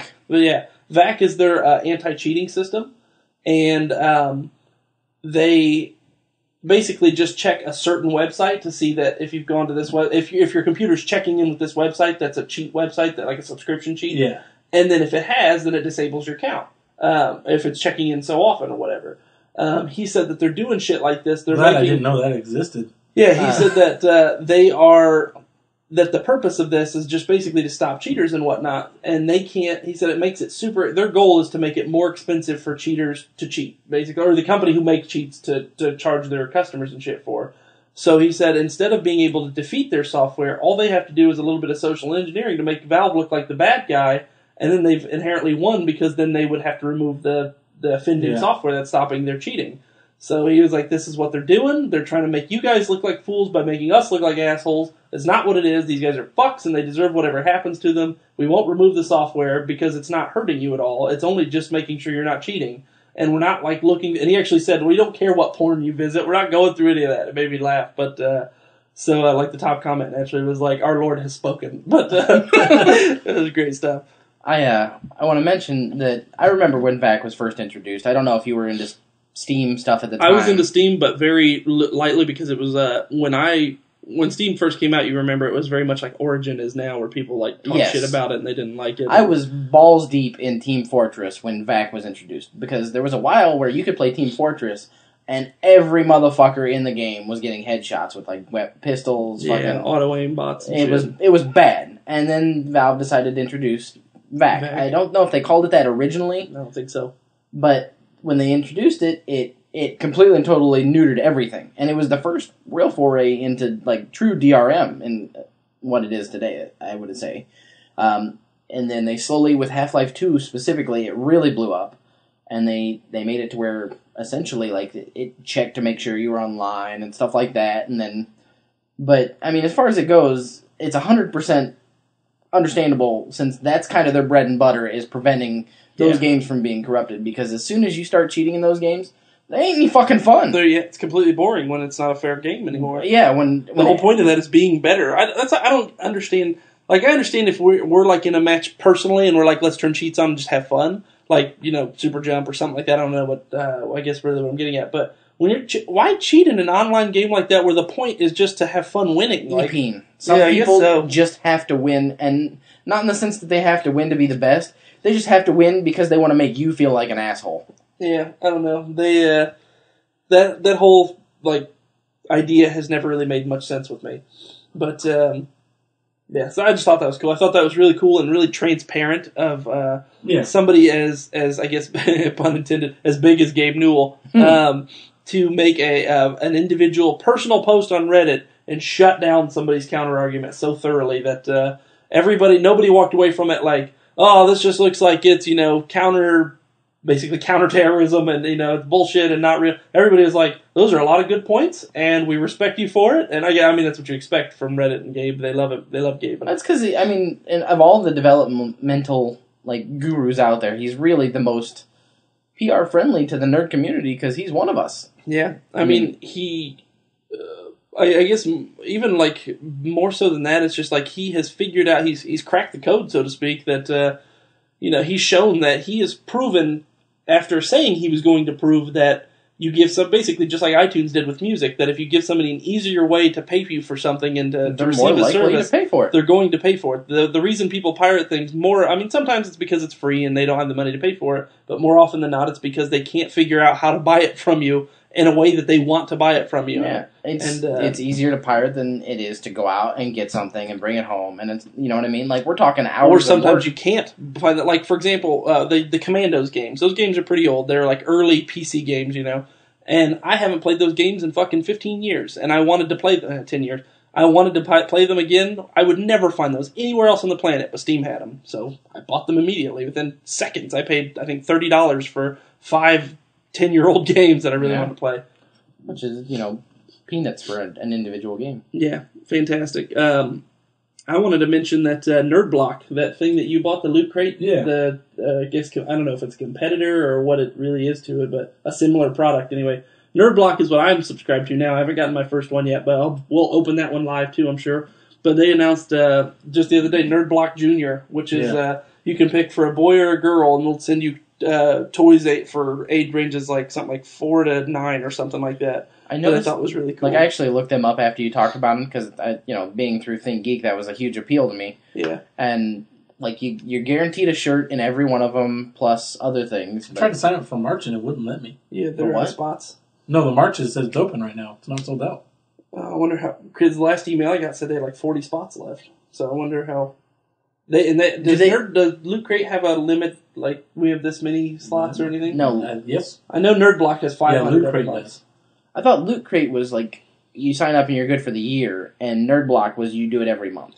Well, I know Nerd Block is definitely every month. There's no limited or like... Because they're like a rolling reset, basically. If you're signed up this month, your subscription will carry over into the next month, but you can cancel it if you want to. So you're always guaranteed a spot. Yeah. So like, for example, they have 500 spots. All 3 of us are signed open. That means in the next month, they're already down to 497 spots left. But we could cancel it and that would go up. So one thing I like... Why. Huh? That's what I wonder if that's why. The one thing I like a lot about Nerd Block is they do 5 out of every... It's 5 of Nerd Blocks out of every, all 500 of them. So 1%. Yeah, basically. Get super Nerd Blocks where, like, I think this month, if memory serves, it's a Wii U Deluxe set with the Zelda edition, if I remember right. I would shit a Christmas tree, an entire one. If you paid $20 for that? If that just showed up and you're like, the Zelda edition? Are you kidding me? There would be an entire pine tree under my ass, and I would just ride that bitch all night long. They were showing. I think that's on a T-shirt. Selling it through Nerd Block. But yeah, I think it's. I want to say this month. It may have been last month, but I think it's this month. Is you get the Wii U Zelda Deluxe edition. You get all kinds of Zelda merch. You get the chest. You get a chest full of the books and stuff. All the books. Yeah, they just released that. Yeah, you get that chest. It's all the leather-bound strategy guides of all the Zelda games. Like the one Mark got at Gen Con. Remember that? Yep. Well, that wasn't a strategy guide. That was the Hyrule Historia, which was the lore of all the Zelda games. Shirt Punch did that chest thing in a giveaway. So. Yeah, I signed up for the Shirt Punch one. Yep. But that's. I just think that's really cool that you don't have to do anything special. There's no sweepstakes, no contest. Just that 1 month you could randomly does get. That, but just with one. And I mean, 5 out of 500, 1%. That's 5 out of 500 is pretty damn good odds for like a massive competition like that. You know what I mean? It's not. I mean, you can't really say massive. It's not. It's a very limited pool. I mean, if 2 of us here sign, that's 1 out of 250. You know what I mean? Like that we have a chance of fucking getting that. That's crazy. But well, if you want to break it down into true mathematics, it's not one. I mean, it's some weird as. Well, yeah, but still 1% of a chance. So that's. So you're saying there's a chance? You give me 100 months, and statistically, I should have one. But it's like what 10 years, and a lot of T-shirts. So I guess going back, but Nerd Block Junior is doing kind of the same thing, but for kids, and you pick boy or girl, and they'll send you toys every month. But like I don't want my kid to get new toys every month. Like for some reason, in my head, bad precedence. I know. Like in my head, I don't want him to just assume there's automatic toys coming every month. Like in my head, that's like that makes 16-year-olds Cal and Jace. Where's my video game this month? Where's my monthly toys? It's the 20th. Where's my toy? It turns him into fucking Dudley from Harry Potter. Oh my god! There's only 37 presents. Punch those in the face. In kind of quick news, anyway, Kickstarter was hacked. We talked briefly about that. That was they immediately said no credit card data at all was stolen. They even went on. What I thought was cool is they went on to explain their whole technology system on how credit card data is stolen. They were like they had no access to this. They just got access for all we know. Or all we can tell is they got access to 2 accounts that they signed in on and then signed right back out of. So change your password and it should be fine. But our information, when they said like Kickstarter was hacked, I was like, that's a lot of credit card info for potential sign-ups, like people who did sign up for stuff, people who supported things but then never had to pay for it. I just thought that was kind of fucking crazy. In all seriousness, I know. Whenever I pay, it's always through Amazon, so that has nothing to do with Kickstarter. How do you pay through Amazon?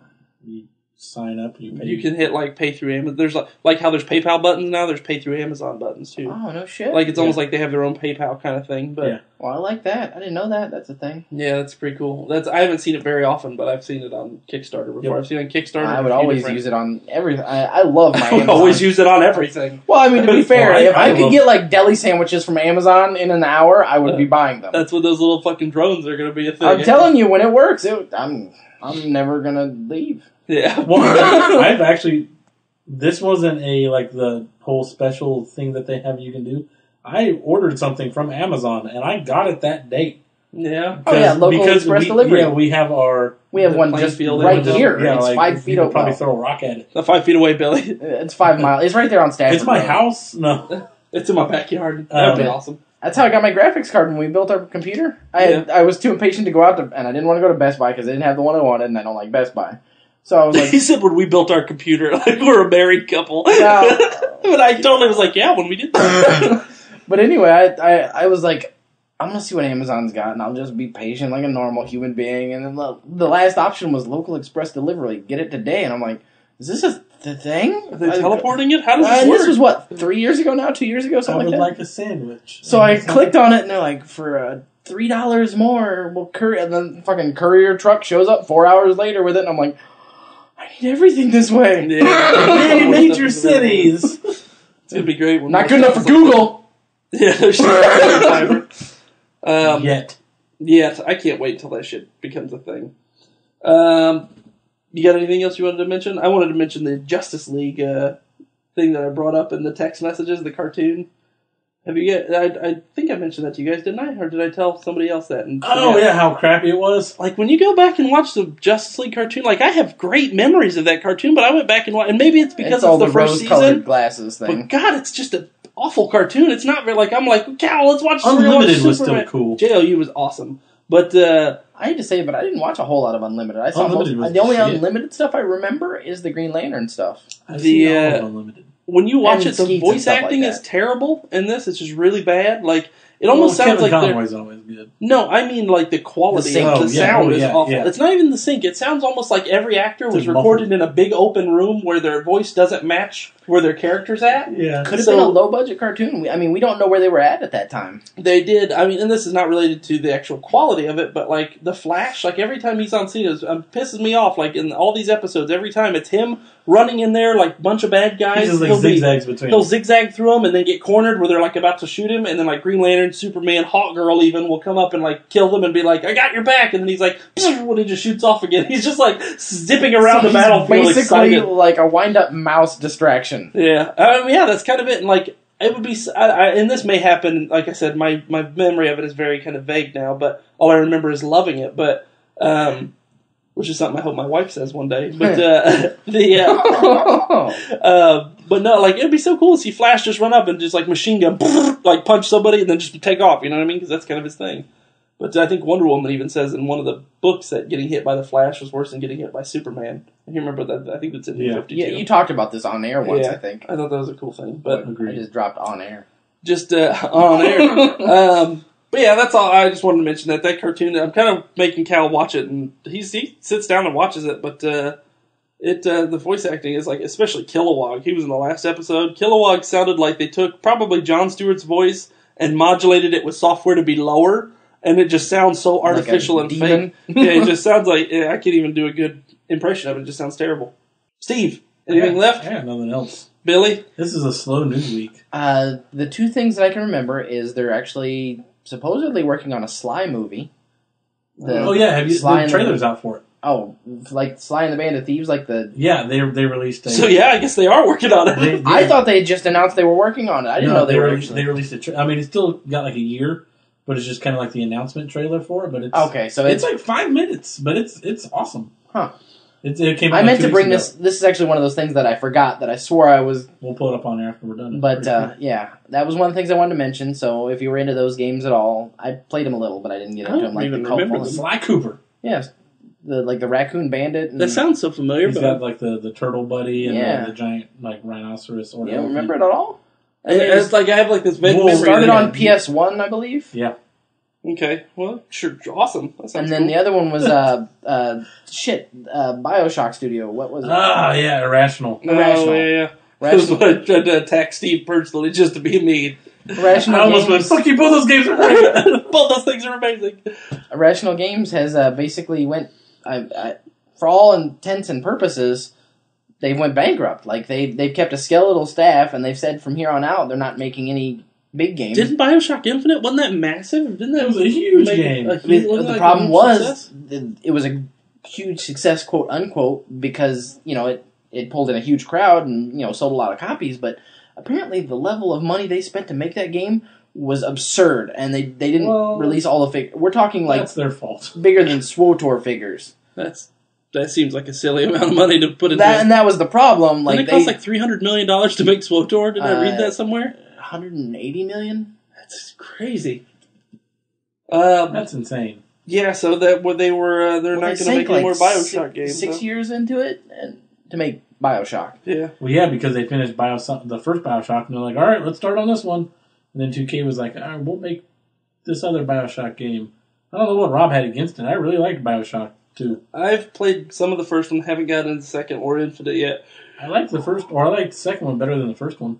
I've played a good chunk of the first one, but don't remember it because I was playing it a long time ago on like an Xbox, regular Xbox. 360. Was it 3? Mm-hmm. Yeah, it was on 360. Okay, maybe that was it. It was early in the 360's life cycle or something like that.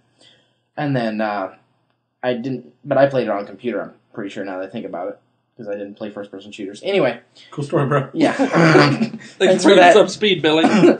But 2 came out, and I remember wanting to play it, just it didn't do anything for me when I actually played it. Like I started it and said, nope, done, walked away. I'm bummed that he's not here to debate with me. He doesn't afraid of anything. He doesn't afraid of anything.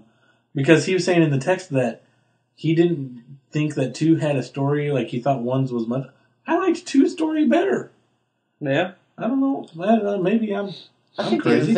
And this isn't rose-colored glasses. I went back and played the entire series again. This is normal colored glasses. Before Infinite came out, I played the entire series again. I still liked the second one better. I have to chug through them all since you got them for me. I just haven't had a chance to because there's been so much other shit. That's like Brooke said. Hey, what? I beat. I beat Rise. I don't know if I told you guys that. Oh, nice. You told us you were close. It actually ended very awesomely. Like it had a really cool. I'll kind of be quick with this, but I told you guys kind of how it had this. How it had kind of this mystical. I guess I can't. Well, yeah, because this won't really spoil anything. It had kind of this mystical vibe to it where there was no real magic, so to speak, but they kept kind of flirting with like the Greek and Roman myths and stuff. And then kind of the ending has this really cool kind of everything snaps together and you go, oh, fuck, that was incredible. They did a really cool kind of finale for it. And like I said, it wasn't a great game. It was super easy. I put it on legendary mode and played through it like it wasn't hard at all. It was super easy game. That angers me. If you have a difficulty that high, it should be Dark fucking Souls difficult. It was. It's. I mean, the thing is that if you get hit a couple times in it on legendary, you'll die really quick. But it's so easy to not get hit. Or I mean, that's my kind of wheelhouse of game. Action adventure games are kind of, I guess, probably my thing, really. Compared to like Assassin's Creed, those kind of games, those are my thing. So I'm, I guess, exceptionally good at those games without trying to brag or sound funny. Nice. But so maybe I was just really good at it because I said the same thing about, if you remember, I was telling you guys about Assassin's Creed 4, it was Batman. It was Arkham Origins. That's what it was. I was telling you the GameStop story, and they were like, I told them I had it on the highest difficulty and I was kicking ass, and they were like, really? Because everybody's really hard in this game. And I was like, I was really good in the first 2, so maybe I'm just bringing that over to this one. But, maybe they just suck, because even I don't play on like super hard. You play on story mode. Yeah, but I like that. But even then, though, it still wasn't like noticeably more difficult, though. Like I remember, like when you were watching me play on the computer, you're like, "Yeah, you're way better at this than I am." When I was kicking, I did that like 20-hit combo. By the time I finished, I got a lot better. But it finished. It like I said, really easy. It was like a really cool 6 to 8 hour gladiator action adventure movie that didn't feel like an 8 hour movie. You know what I mean? It just felt really cool and fluid. They should make it into a movie. I think that'd be cool. I mentioned this before. They're supposedly penning a script for a TV series. It feels very much like a movie. Like when you, it feels a lot like Gladiator. How he sees the visions of his wife and children and shit, and how he's walking through the field and that kind of stuff. There's a lot of that feeling in it.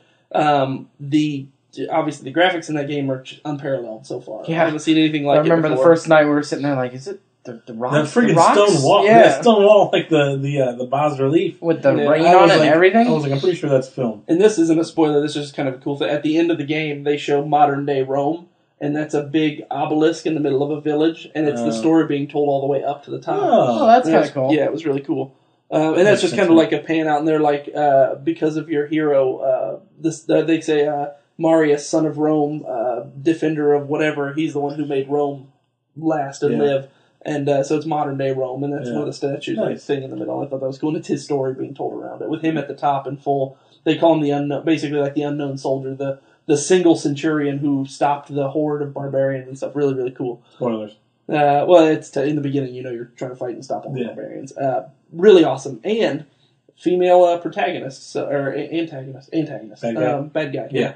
She's an awesome female bad guy, not just like a sexy, slutty. She's wearing kind of a slutty outfit, but it's not like Wonder Woman, cutoffs and like boobs hanging out. It's like it makes sense. It's just kind of like a small leather outfit that she's wearing, but it fits her character so that you don't think, it's another one of those. They just made a girl look too sexy and she just looks like a slut, basically. Really, really cool. I liked it a lot. Surprisingly, because as I told you guys in the beginning, I was like, this is kind of easy and not very fun, but the story makes it worth it. So, Nice. To what I was dovetailing from that I just wanted to say this.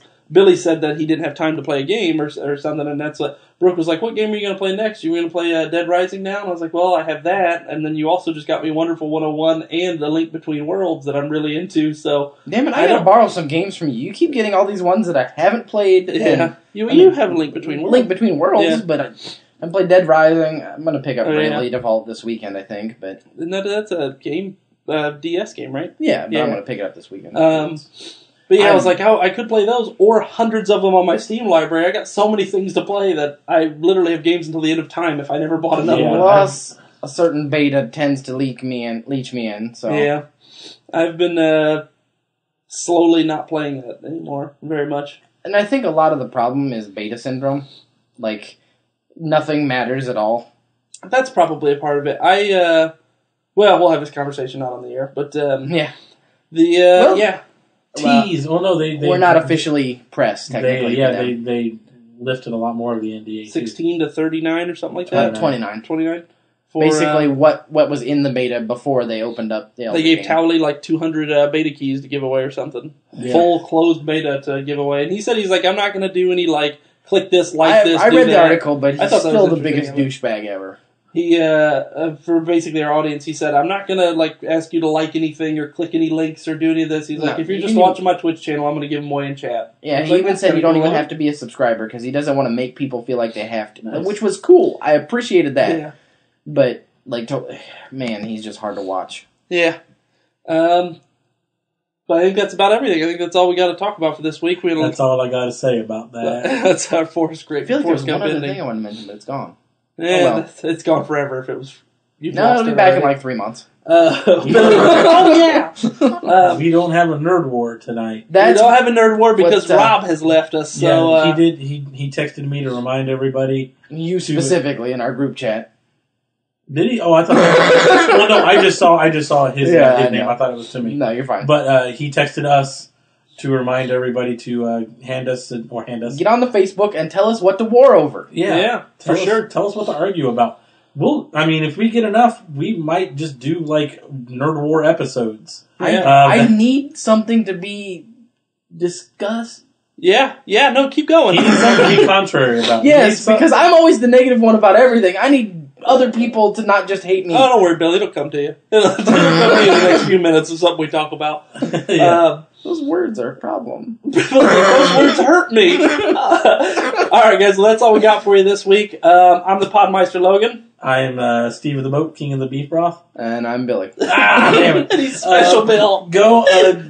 Well, besides just going onto our Facebook and wherever to suggest wars, just go on there and like us. Like us on Facebook. Facebook.com/NerdWarsPodcast. We are Twitter @NerdWarsPodcast. Send us an email at NerdWarsPod. Or not at. at Gmail. We have our own domain too. We have our own email. How sweet would that be? Shut up, Steve. I got this. Our own domain. No, but Steven. send us an email. Drop us a line on Twitter. You can see our old site for now. We're still there at nerdrightpodcast.com. Everything says Nerd Wars, but it's nerdrightpodcast.com because Billy's dumb. No, it's hard because internet. I don't know what I'm doing. Internet's hard. We can't afford people to do this for us. So yeah, That should just be our running joke that our website stays the same forever, but we're not. Billy's using that as a platform to get out of doing website work. Wouldn't it be so funny if we just never changed it? The last I never time had to do anything else on I it. put 4 hours in trying, I accidentally deleted everything. I had to contact them and be like, I backed this up. Can you put Guys, it back? I deleted Please help me. I was sitting there with, I kid you not, I was sitting there like shaking, like almost on tears. It was like when I deleted my C drive. Yes. And I was quaking in the morning. I was like, I lost it all. That's exactly what it was. I mean, I was this close to crying. I just looked at Trish and I'm like, it's not going to be good. They're going to hurt me. Oh yeah. And I'm Rob. Rob, who sounds like a ghost. Fucking Mickey Mouse. I don't know. That's what he sounds like to me. It sounds like a whiny bitch. It's more like he's gonna hear the other.